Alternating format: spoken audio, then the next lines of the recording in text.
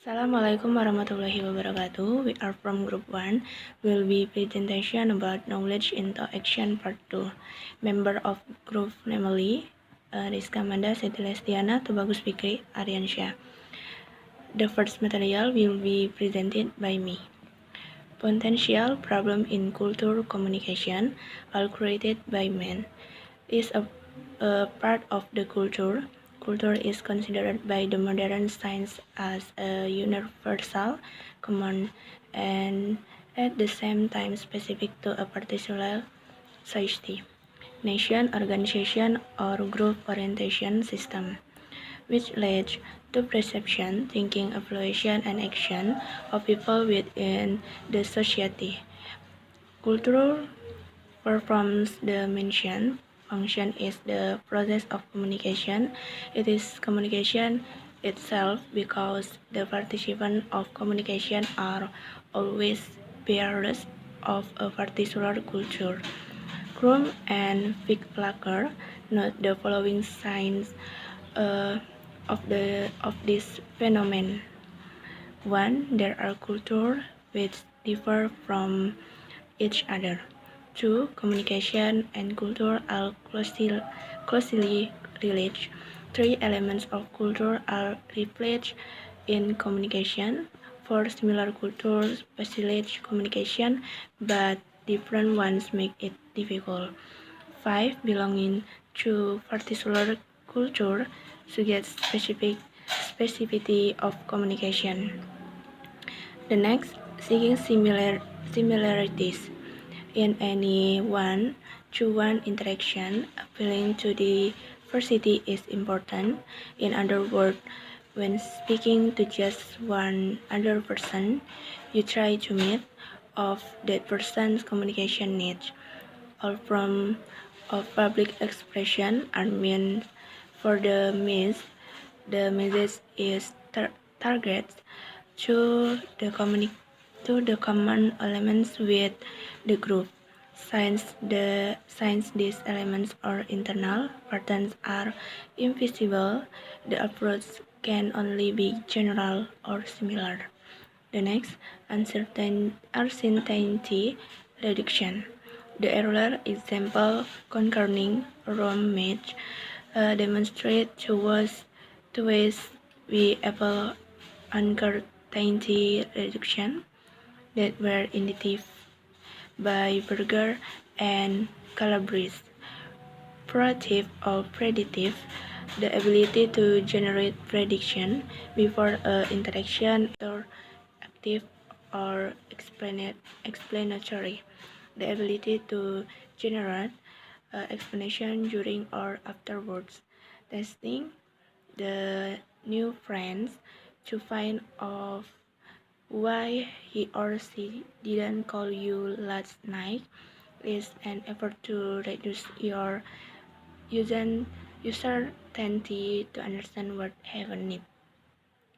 Descriptive information representation, simply the attribute we call it about people, their age, weight, hair color, and each other that let use identify a given person in crowd. Okay, the next material will be presented by Tubagus, Fikih, Ariansyah. Assalamualaikum warahmatullahi wabarakatuh. Hello, good afternoon. My name is Tubagus Ariansyah and I'm from PB4. Today, I would like to explain my material about knowledge interaction and diversity of communication purpose. And the next is withdrawal, and the last is power in cross-cultural understanding first. Okay, the first is diversity of communication purpose. Diversity is a wide range of interests, backgrounds, experiences. Differences among groups of people and individuals based on ethnicity, race, socioeconomic status, gender, exceptionalities, language, religion, sexual orientation, and geographical area. According to LinkedIn Insights, diversity not only involves how people perceive themselves, but also how they perceive others. Those perceptions affect their interaction and communication strategies. communication is influenced by cultural differences. Each culture has set rules and values that its members take for granted. People from different cultures bring different set of assumptions about appropriate ways to coordinate and communicate. Understanding how to communicate effectively with people from other cultures has become a priority and a part of the daily environment. By Solokova, 2016. The next is diversity of the communication purpose in business area can be explained according to Forbes.com. Diversity gives you access to a greater range of talent, not just the talent that belongs to a particular worldview or ethnicity or some other restricting definition. It helps provide insight into the needs and motivations of your client or customer base rather than just a small part of it. Shamla, 2019. The next material is withdrawal. Cross-cultural communications, understanding barriers. Withdrawal. Such as anxiety, uncertainty, stereotyping, and ethnocentrism are caused by inadequate cultural knowledge and the lack of intercultural communicative skills. Adequate training in cross-cultural communication and exposure to other cultures is essential in eliminating these barriers. And the first point is misunderstanding. Misunderstanding is the foremost barrier to communication in a multicultural environment. This is a common among people of different cultural backgrounds whose values and beliefs vary. And the next is number 2 is norms and roles. Norms are the culturally defined rules for determining the acceptable and appropriate behavior. Individuals, they themselves frame rules for themselves and also expect others to do so. And people working in multicultural environment often fail to understand the norms of the other culture and act on accordingly. Roles are a set of norms applicable to specific groups. In particular culture, different roles are assigned to men and women, children and parents, or guardians, husbands and wives. These roles vary from culture to culture, and in a multicultural team one can find several violations of the roles. 3. Beliefs and values. Beliefs and values are different from person to person. In a globalized working community, each and every person believes and values depend on his culture. Next is stereotyping. Value judgment about people. Inadequate information about the people leads to unintelligent choices in the cross-cultural communication. Cultural stereotypes exaggerate or overgeneralize what we perceive about people and leads into increased anxiety. And the last is ethnocentrism. Thinking about our own culture, our group behavior as the standard against all the other groups. One's own cultural experience unintentionally makes us to feel that our culture is distinctive. This ethnocentrism increases the level of the anxiety. By Geneva, 2015. And the last material is power. According to Prices.org, the UK sites, in today's communication issues can take on an added dimension of complexity. And here are top 10 tips for effective cross-cultural communication understanding. Power. The first is maintain etiquette. Many cultures have specific etiquette around the way they communicate. Before you meet, research the target culture if time allows to do some cross-cultural training. Second is avoid slang. Not even the most educated non-native English speaker will have a comprehensive understanding of English slang, idioms, and sayings. They may understand the individual words you have said, but not the context or the meaning. And the next is speak loudly. Even if English is the common language in a cross-cultural situation, it's not a good idea to speak at your normal conversational speed. Modulating your pace will help, as will speaking clearly and pronouncing your words properly. And the fourth is keep it simple. In a cross-cultural conversation, there's no need to make it harder for both of you by using big words. Just keep it simple. And the next is practice active listening. Active listening is a very effective strategy for improving cross-cultural communication. Restate or summarize what the other person has said. To ensure that you have understood them correctly and ask frequent questions. This helps build rapport and ensures that important information doesn't get missed or misunderstood. Sixth is take turns to talk. Make the conversation flow more freely by taking it in turns to speak. Make a point and then listen to the other person respond. 7 is write things down. If you're not sure whether the other person has understood you properly, write it down to make sure. This can be particularly helpful when discussing large figures. 8th is avoid closed questions. Don't phrase a question that needs a yes or no answer. In many cultures, it is difficult or embarrassing to answer in the negative meaning, So you will always get yes even if the real answer is no. And the 9th is be careful with humor. Many cultures take business very seriously and believe in behaving professionally and following protocol at all times. Consequently, they don't appreciate the use of humor and jokes in a business context. And the last is be supportive.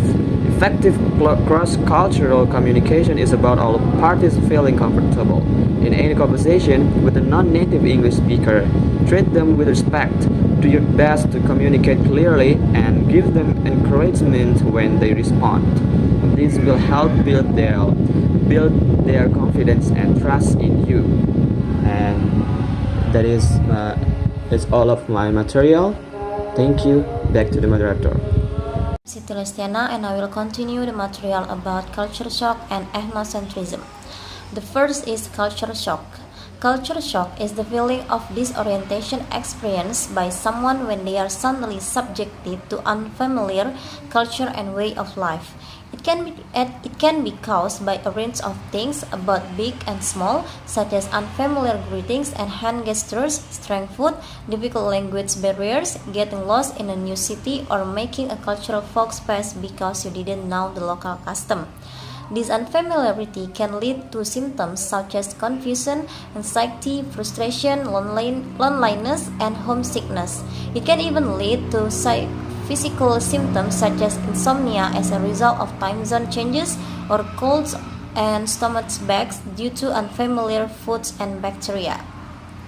Many researchers have written about culture shock, and it is widely recognized that there are 4 different stages to the process. The first is honeymoon stage. The honeymoon stage is the first stage of culture shock, and it can often last for several weeks or even months.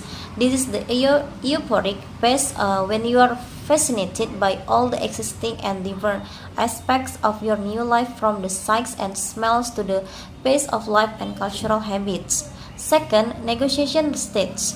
Next is the negotiation stage, which is characterized by frustration and anxiety.